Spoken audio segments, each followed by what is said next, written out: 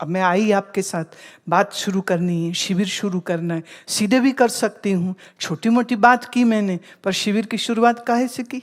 गुरु वंदना से। क्यों?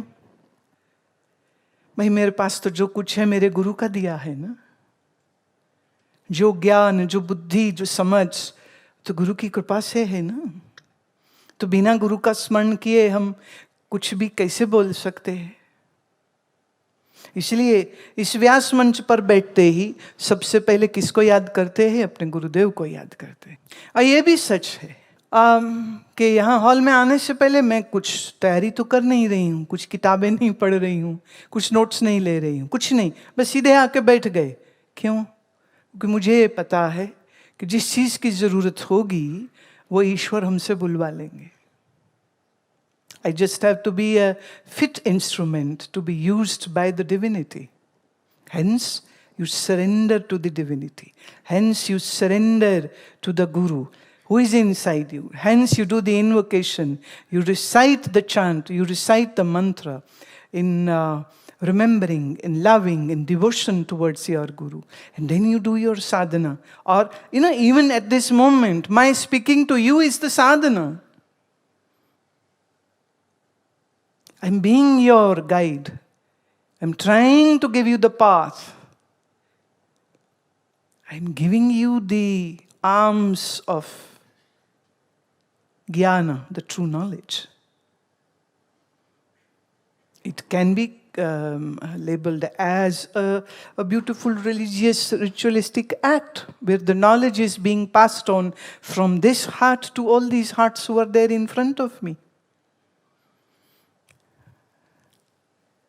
Like if your dad has money, your mom has money, and one day your dad says, okay, whatever I have, my child, you own this. You will get this. Right? Every child knows the inheritance will come to him or her. Right? In here, I am pronouncing you my children, and hence my wealth becomes your inheritance. Whatever I have, I'm opening up the doors of all the treasures. Own it, take it, use it, enrich yourself. Who does this? One set of parents will give whatever they have to their only biological children, not to anybody else, right? But here you are not related to me biologically. Are you? No. कोई मेरी मासी पुआ दो फुफड़दा पुत्र नहीं बैठा थे है? वो गुजरात में क्या बोलते? फुई का बेटा। कोई रिश्तेदारी नहीं, लेकिन जो मेरे पास है उस पर आपका अधिकार है, और वो अधिकार मैं आपको दे रही हूं, आपको सिर्फ लेना है। तो जिसने हमें दिया हम उसको स्मरण करते हैं पहले, और फिर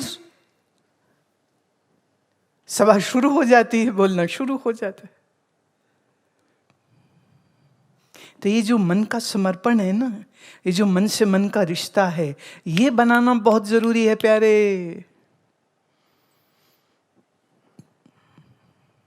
समझ रहे हो? और जब मन से मन का रिश्ता जुड़ जाता है, जैसे वाईफाई चलता है ना, वायरलेस, फिर ऐसे हमारे साथ तुम्हारा ये वाईफाई चालू हो जाएगा। और एक प्रेमी, एक शिष्य के लिए ये बहुत बड़ी बात होती है कि वो कभी भी जीवन में फिर अकेला नहीं रह जाता, क्योंकि वो जहाँ जाएगा गुरु का ज्ञान साथ में है।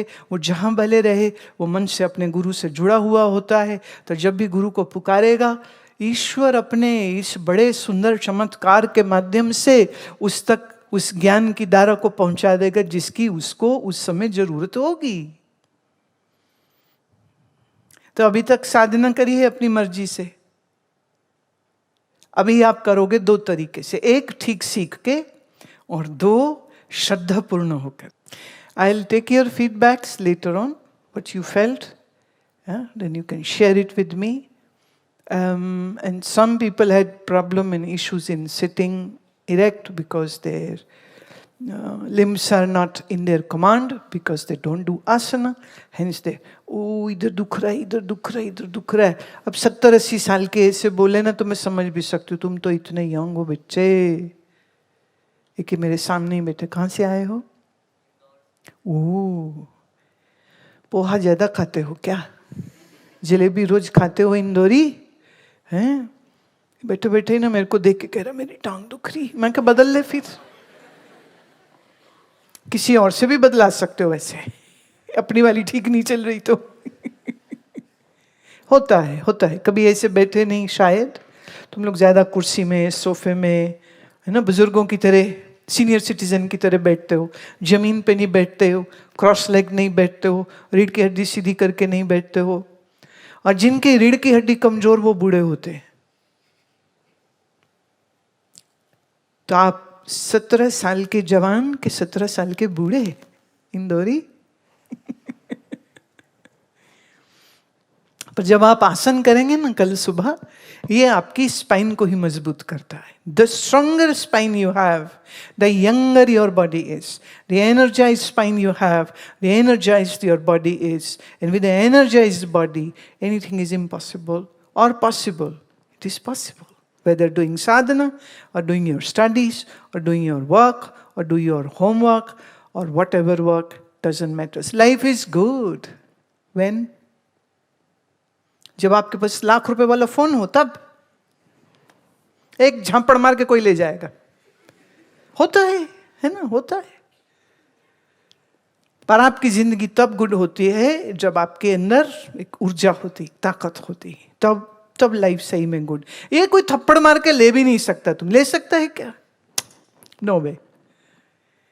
So be real a rich person, and you are a rich person when you have abundance of energy in you. How you get? By doing your sadhana, by doing your asanas, etc., etc.